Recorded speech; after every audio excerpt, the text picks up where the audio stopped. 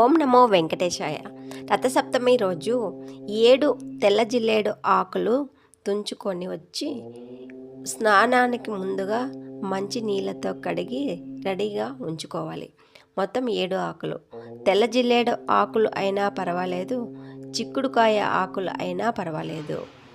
పెట్టాల్సిన స్థలాలు: తల మీద మధ్య భాగంలో ఒకటి, కుడి భుజం మీద ఒకటి, ఎడమ భుజం మీద ఒకటి, కుడి మోచేతి మీద ఒకటి, ఎడమ మోచేతి మీద ఒకటి, కుడి మోకాల మీద ఒకటి, ఎడమ మోకాల మీద ఒకటి.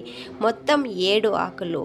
కరెక్ట్గా నేను చెప్పినట్టుగానే పెట్టుకోండి, మిస్ అవ్వకండి.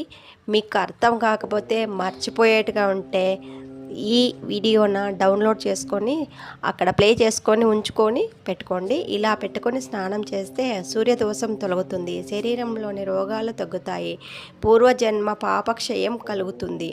ఈ మంత్రం చెప్పుకుంటూ స్నానం చేయాలి. ఓం సూర్యాయ నమః. స్నానమంతా సమయంలో జపించవచ్చు. రథసప్తమి రోజు 7 ఆకులు తల, భుజాలు, మోచేతులు, మోకాళ్ళపై పెట్టుకొని స్నానం చేస్తే సూర్యుని అనుగ్రహం తప్పకుండా 100% కలుగుతుంది.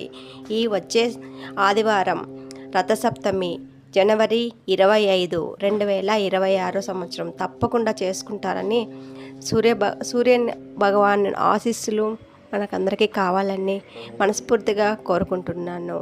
మీరు సబ్స్క్రైబ్ చేసుకోండి, లైక్ చేయండి, షేర్ చేయండి. ఓం నమో సూర్యదేవాయ నమో నమః.